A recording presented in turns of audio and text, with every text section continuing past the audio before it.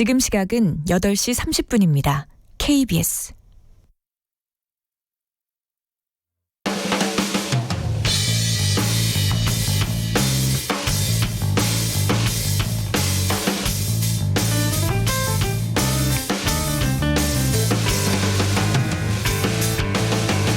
김경래의 최강 시사.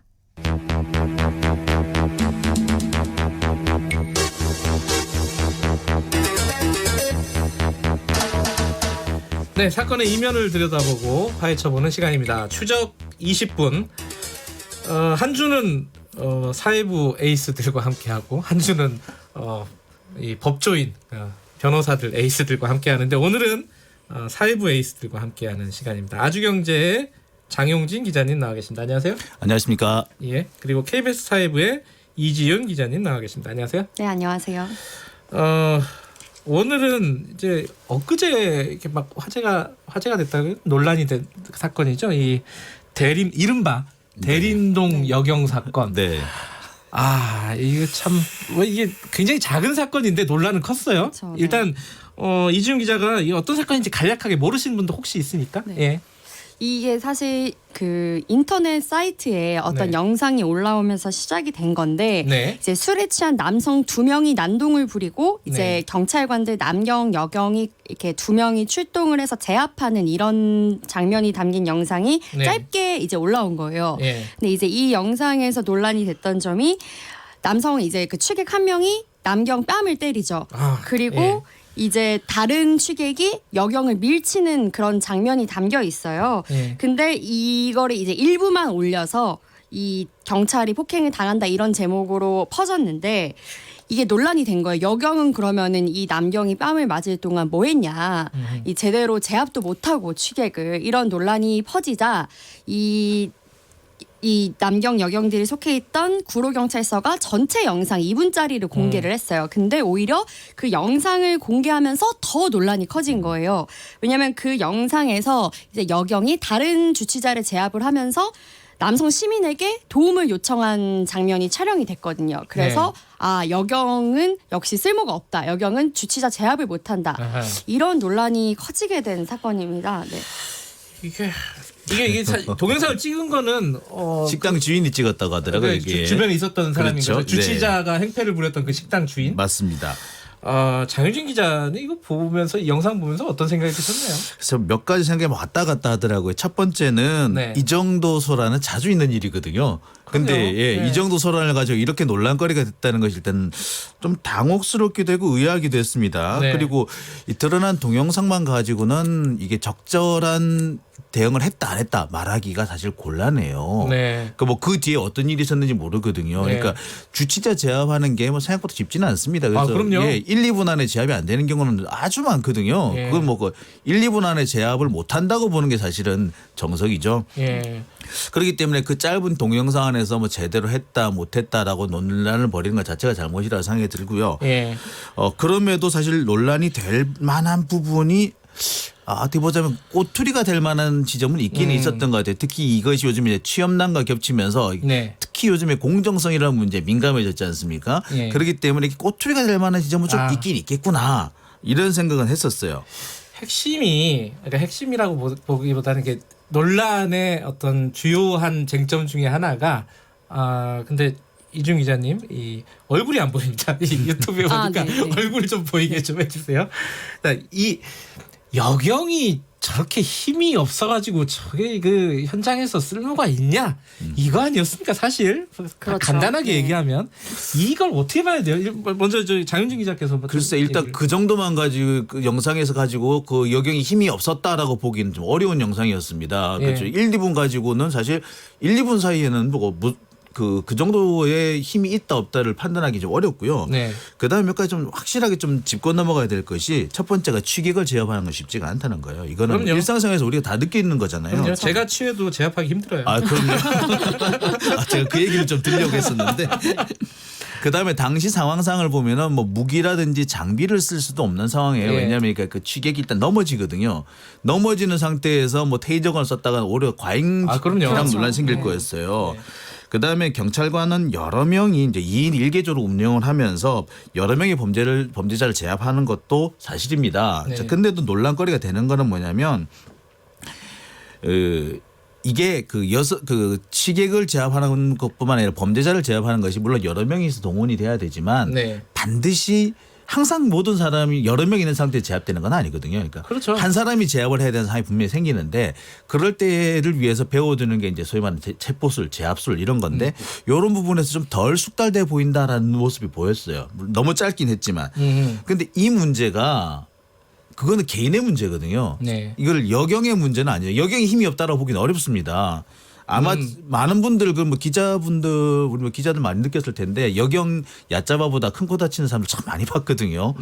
그렇기 때문에 이거를 그 젠더의 문제, 성별의 문제로 삼는 건 이거 지나친 거였다. 저는 뭐 그렇게 봐야 될 것 같아요. 이준 기자는 어떻게 보셨어요? 그런 논란에 대해서. 저는 일단 이걸 보고 제일 많이 들었던 생각이 네. 일단은 저는 그 영상을 보고 그 남자 경찰관이 뺨을 맞는 장면에서 사실 굉장히 놀랐어요. 이게 어쨌든 간에 공권력인데 이렇게 한국 경찰들도 극한 직업이에요. 그러니까요. 예. 근데 이제 또 우리나라 경찰들이 과잉 진압을 할 수는 없잖아요. 그리고 그렇죠. 이제 뭐 최소한으로 어쨌든 진압을 해야 되는 건 맞으니까. 그래서 저는 여기에서 그 힘의 논리가 나온다는 게 힘으로만 만약에 경찰을 뽑으면 경찰이 힘으로 뭐 범죄자를 제압하는 일만 하는 건 아니잖아요. 네. 근데 만약에 힘으로만 뽑으면은 뭐 표창원 의원도 얘기했지만 격투기 선수, 뭐 운동 선수만 경찰관이 돼야 된다 이런 얘기를 했거든요. 그러니까 힘이 딸리니까 뭐 여경은 안 된다 이렇게 말하기 굉장히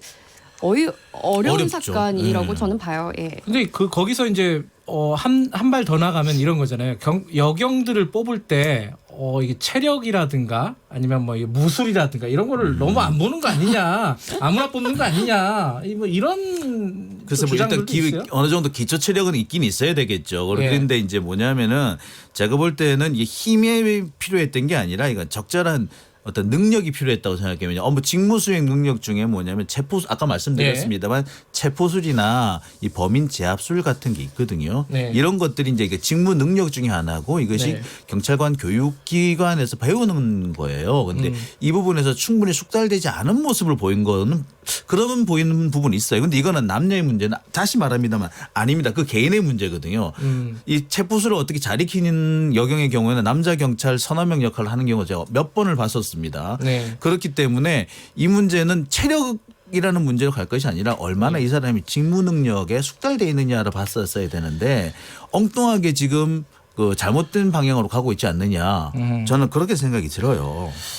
이게 남자 경찰이 어떤 뭐 범죄자를 제압할 때 미숙한 모습을 보인다고 해서 남자 경찰 전체를 얘기하지는 않잖아요. 그렇죠. 네. 그죠. 그 경찰을 비난할 수 있을지는 모르겠지만, 그렇죠. 네.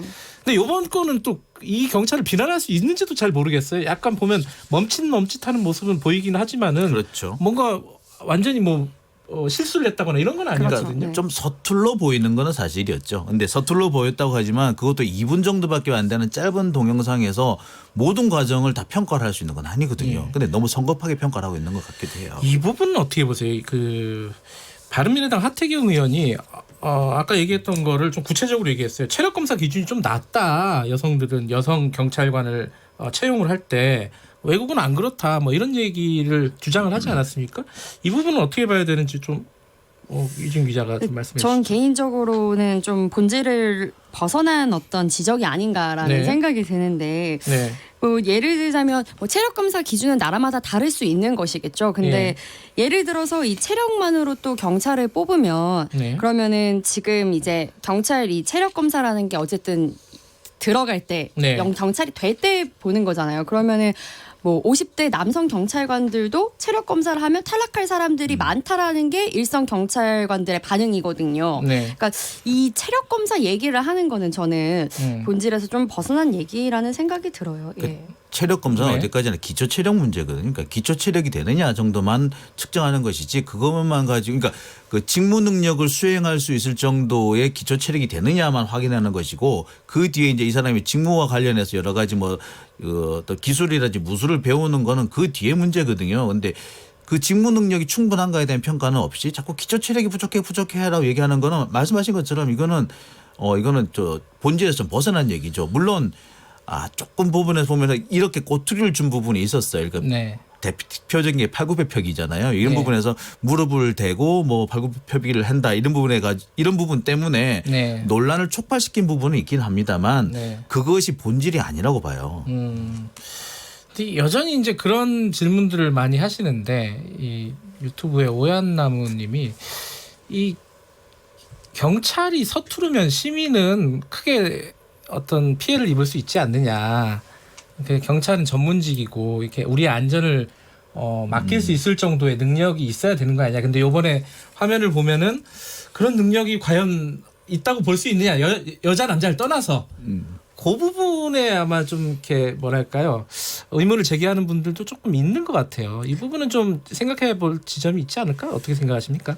여기에 대해서는 그 원경한 서울지방경찰청장이 한 얘기가 있는데 네. 좀 그 부분이 조금 여기에 대한 답이 될 수 있다고 예, 봐요. 뭐라고 했죠?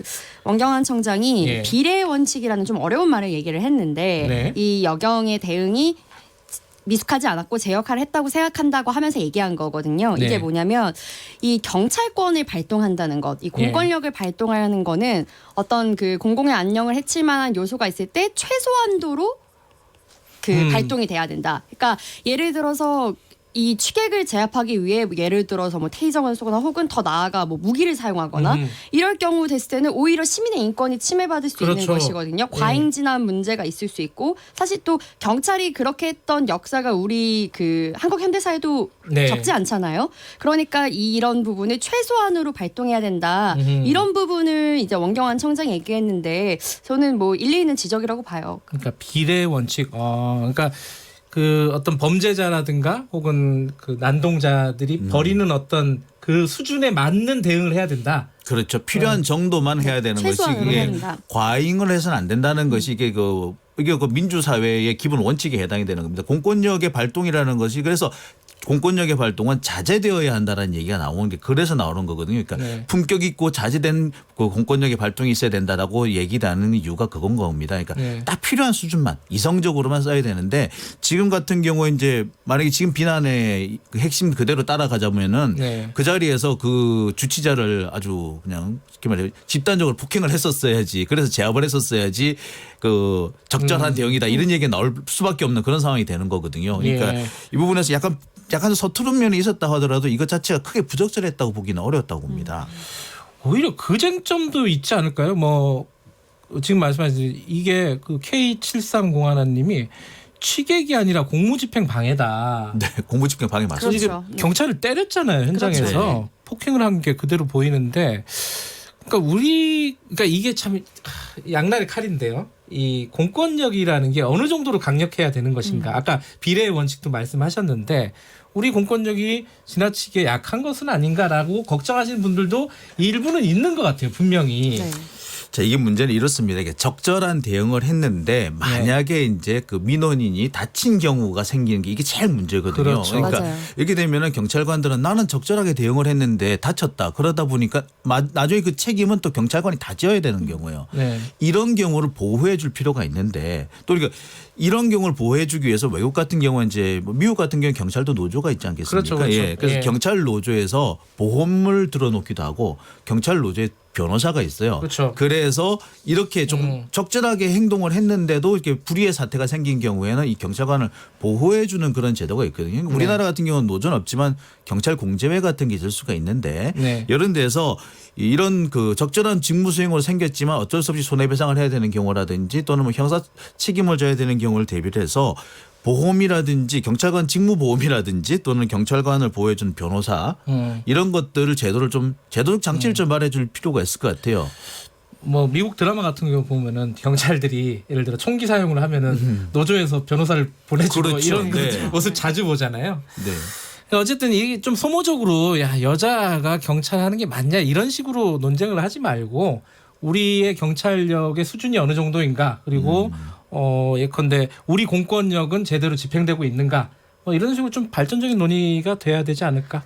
네, 그렇기도 하고 일단 네. 제가 가장 말씀을 드리고 싶은 거는 지금 이 여경 무용론으로 번진 게 이게 사실 여경이 정말 필요한 경우가 정말 많아요. 이 경찰들이 그렇죠. 수사를 하다 보면 특히 뭐 성범죄나 아동범죄 뭐 혹은 뭐 가정폭력 이런 부분에 대해서는 여경만 원하는 피해자들도 많고 그런데도 아직 우리 전체 경찰 중에 여경이 11%밖에 안 되거든요. 아 그래요? 예. 그러니까 아. 이게 여경 전체에 대한 무용론으로 번지는 것은 이 경찰이 하는 일이 주치자 제한만 있는 것은 아니다. 네. 이런 말씀을 드리고 싶습니다.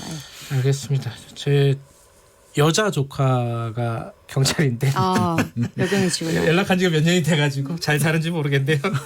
자 오늘 이 좀 너무 소모적인 논쟁으로 가지 말고 좀 발전적으로 논쟁을 할 거면은 뭐 이런 정도로 결론을 맺으면 될 것 같습니다. 오늘 말씀 두 분 감사합니다. 네, 감사합니다. 고맙습니다. 장용진 아주경제 기자였고요. 그리고 이지윤 KBS 사회부 기자였습니다. 김경래 최강 시사 듣고 계신 지금 시각은 8시 45분입니다.